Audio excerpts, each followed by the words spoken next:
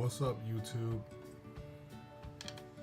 So if JW.org comes complaining because we have a problem with their rhetoric and we're subjecting it to criticism, reporting it as some kind of news, trying to teach the truth contrary to what they believe, and please remind them of the Copyright Act of 1976, Section 107, and what is allowed under fair use. P.S.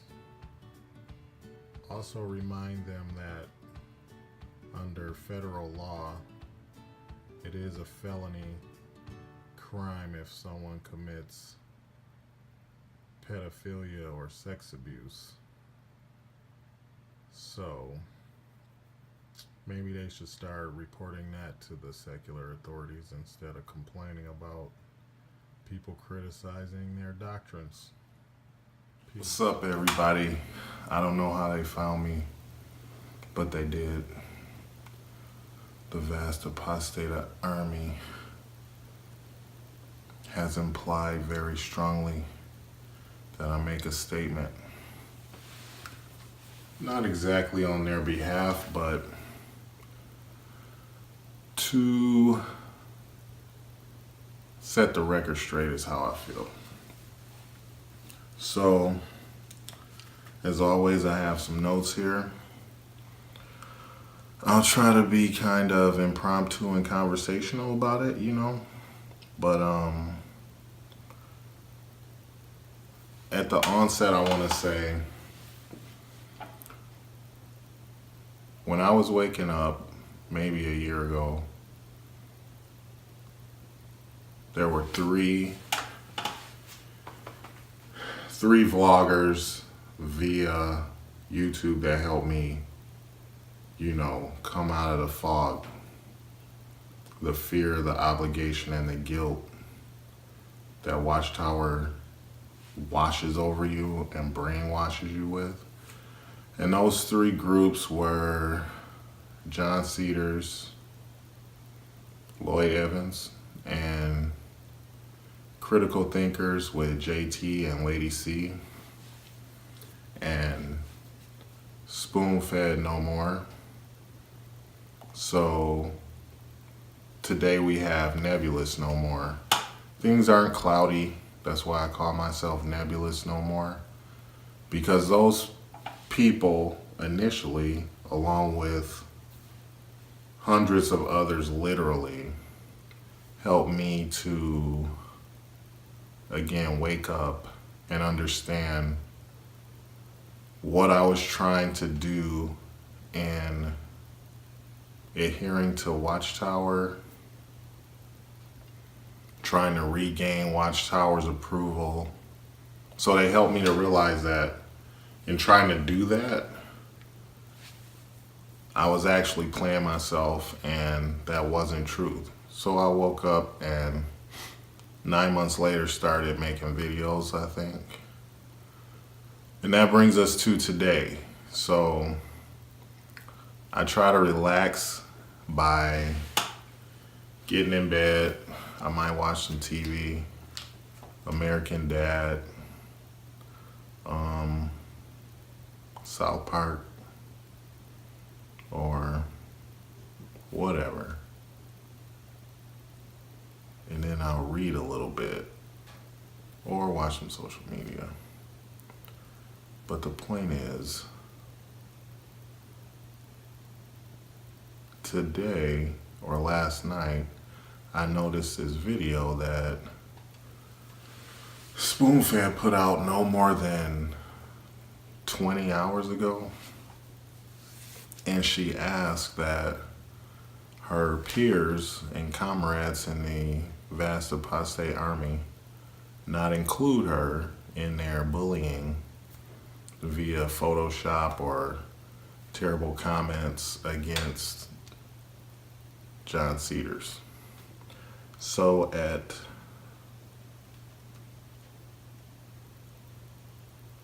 the 6:23 mark in her video, she goes, anyone, in a way to like invite people to make a response to what she was saying in her vid. So basically, she said that Evans, i.e. John Cedars, makes awesome stuff that helps people, and the vast apostate army, they do awesome stuff and that helps people, and she likes both of them. And I'm glad she said anyone, in a sense, like, is what I'm saying making sense, or is it just me or whatever? So that's why I'm talking now. So after listening to the video a couple of times, reading through the comments, it became apparent to me that it seemed like she supported Cedars because she didn't mention any of the bogus things he's done, just the bogus things that vast apostate army have done towards him. And she directly suggested that people take like one slice of things he says and uses that BS to think of him negatively. You know what I'm saying? So, like I mentioned, I subscribe to his videos because he helped me wake up, you know? And I do think a lot of his videos, not vehicles, his videos are a vehicle to your freedom. You know what I'm saying? Like, I'll watch it and give it props, you know?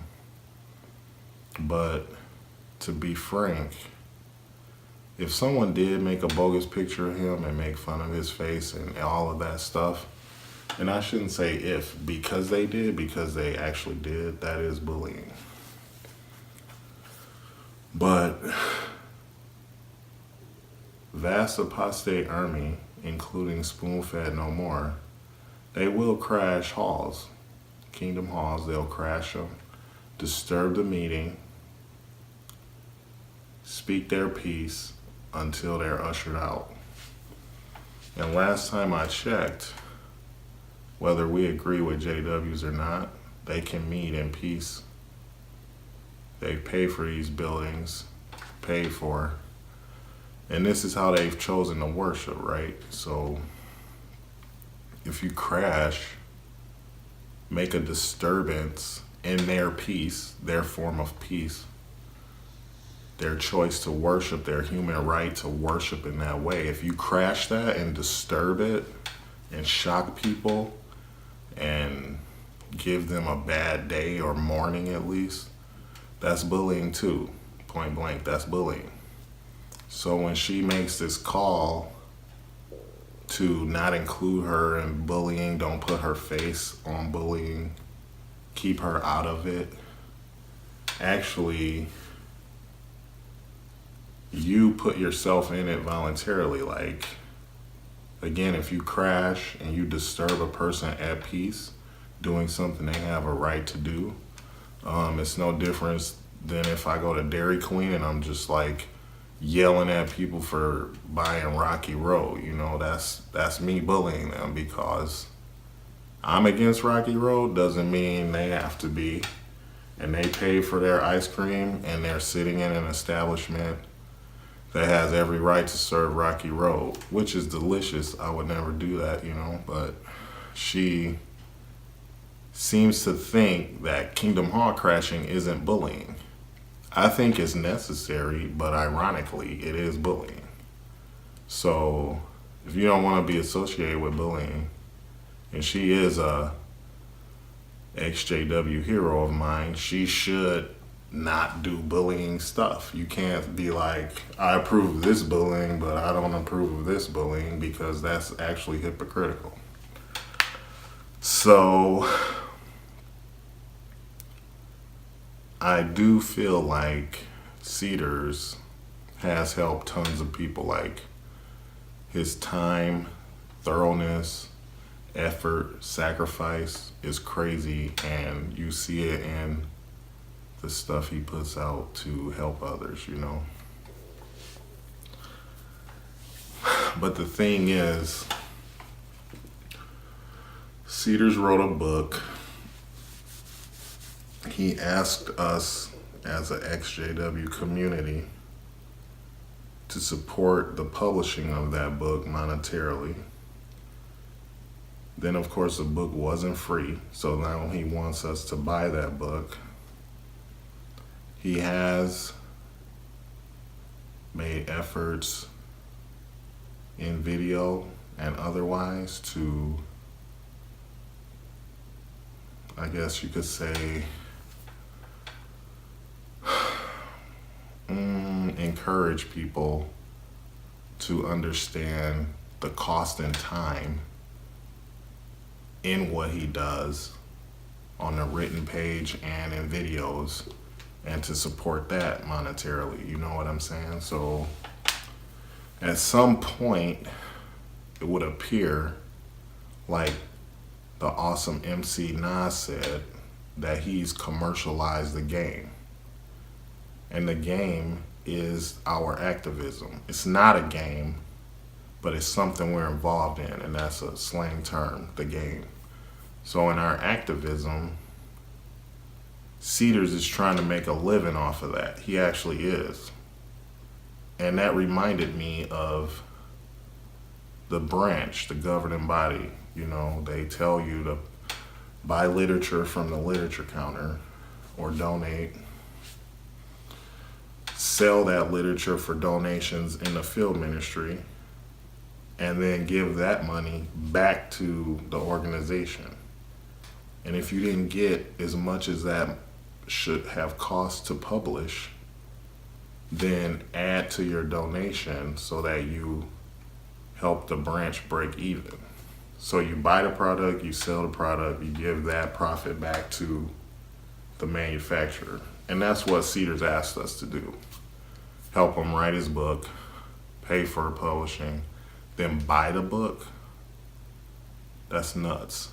So I know for a fact people are telling their stories. Cedars has shunned them on social media because they disagree with him. That is also a JW tactic, right? If you don't agree with how we interpret the Bible and you walk away, we're going to tell your family, don't talk to you. Any friends you have, we're going to tell them, don't talk to you. So I haven't seen a video yet, and if there's one out there, please comment and correct me on this, but Cedars was an elder too. And he may have had a hand in judging others and getting them shunned or marked or looked at unfavorably as an elder, because again, in the elder book, the governing body told the elders they have the power of Jesus Christ to judge others for Jehovah. Quote unquote, you're judging for Jehovah in judicial matters. If you want to know the page or whatever, I'll put a link or a description, because that shepherding book is online. So my challenge is to Cedars, and that challenge is to perhaps, not even perhaps, definitely publicly apologize for those you may have harmed, psychologically at least, as you were carrying out your elder duties. Because even if they tricked you like being an elder was something great, you know that you don't have the power to judge. That's clearly stated in the scriptures for Jesus Christ. So my challenge is to him for keeping it real. Like, keep it real. Tell us some stuff you did to people as an elder that's whack. And the reason I think this is a big deal is because it legitimizes you in your activism, because I learned this from other people. I'm not the standard at all. So in my first 2 videos, what I did was tell my story, tell how I made out with another woman and my wife divorced me because of that. There's no getting around that. So that's a fact. And if you watch my videos, you either accept me or deny me on that. So I gotta keep it real, expose myself to you. And then if I talk more and you listen more, you're like, well, he's not fronting. So if he bared his soul that way, maybe this other stuff he's saying has some truth to it. You know what I mean? And I don't know that Cedars has done that about himself being an elder. And he should, you know? And I think that's people's biggest issue with dude is that all of us suffer at different degrees at the hands of JW. So I do recall him saying in one of his videos that he woke up and he eventually left. You know what I'm saying? Like, that's what the premise of his book is, about how you become free of JW and labeled an apostate, the reluctant apostate. So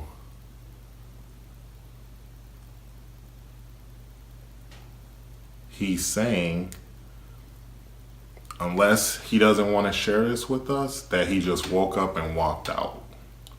There was no disfellowshipping, no disassociation until he refused to give in, which is awesome. He shouldn't have refused. There was no rape. There was no pedophilia. He wasn't a victim of any of those gross things. So that's why I say we all suffer in various degrees. So if you woke up and walked away as an elder, but then you have a female who was raped and then she left and they don't believe her and they shun her on that, or you have a child who becomes an adult and they were a victim of pedophilia or maybe even rape too, and then they leave and JW shuns them, that road is a little harder to walk than if I just wake up as a grown man at 40 or whatever and I'm just like, peace to JW. So once you establish that that's your story, and then you try to commercialize on that, that's an insult to the rest of the movement. Like, you can't take something as serious as this, waking people up and rescuing their families' minds and hearts, and then try to commercialize it to the people who suffered even more than you did. That's what I feel is the whole crux of this, is that he feels entitled, or appears to be. I can't say how the dude feels. I take that back. But he appears to be operating from this space where he projects a form of entitlement, or that he is special because you asked for money. And this isn't about money. No one asks you to write a book. No one tells you how much production, time, and value and programming to put into your videos. So when you are disagreed with, you cut people off. That's shunning. When you feel like your story is so valuable that people should pay you for it, you've elevated yourself. So, like I said, he's my homie and he helped wake me up. Yet it seems like spoon-fed no more doesn't recognize the insult to the ExJW community when her homeboy, John Cedars, wants money for being a victim of JW. That's crazy to me. Like, we're all victims. So if it's about money, how much should I get? How much should he get? How much should she get? You know what I'm saying? Like, you don't file a class action lawsuit and sue the branch and make the governing body take off their Rolexes and pay you. But don't make us, the other soldiers in the trenches with you, don't suggest that we should pay you for being in a war with us. Like, that's nuts. So I guess I'm saying all this to say that when she said, anyone, anybody, am I the crazy one? What?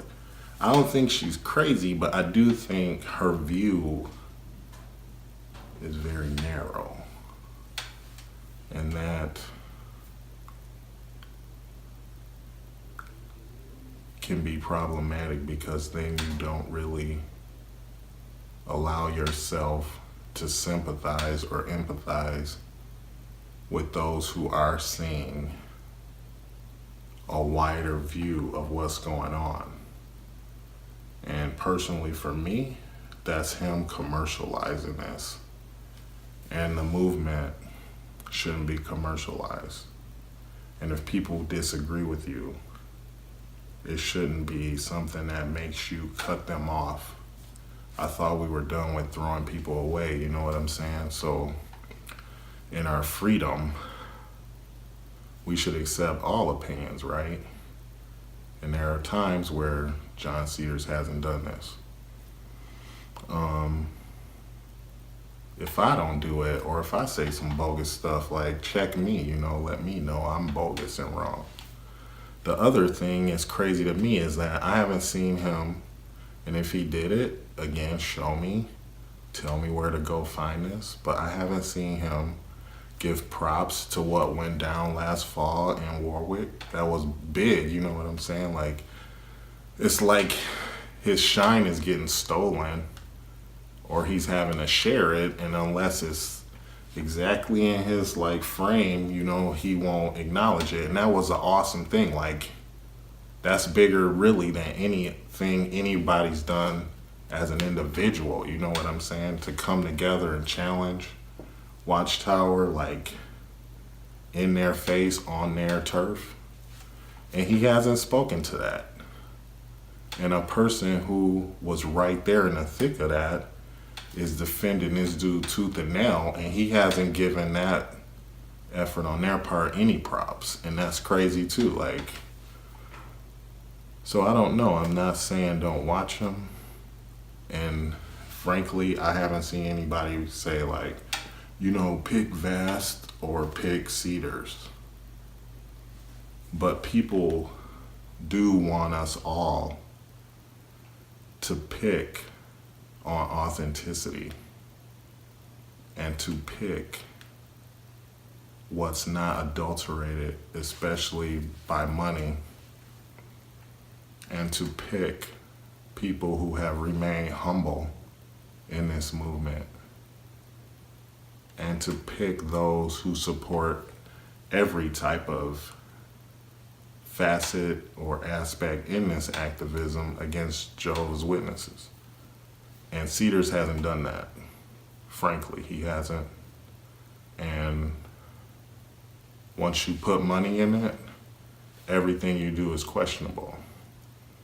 So I challenge him to apologize for commercializing the game, this activism that's real, and to keep it real with us about what he did to others as an elder, because he knew in accepting that appointment that he didn't have the power to judge, but he decided in a non-ignorant space to accept that he could judge people, and you can't. If you believe in the Bible, that's Jesus' job, right? So that's my challenge to Cedars. That's my response to Spoonfed's, well, what, anybody? Is it me? What, And that's my homegirl. I wouldn't even be talking right now if I didn't see her do what she did. So she should keep that up, you know what I'm saying? But Cedars, once you bring money into this, then you've tainted the purity, and that's not cool. So again, I'm Nebulous No More. Email me anytime at ministerialpioneer.com or yahoo.com, ministerialpioneer@yahoo.com. I want to hear from you. I want to be criticized. I want to be whatever you think I am. Comment on it and let me know. I invite it all. So for now, peace, and I'm gonna try to get out of this dungeon.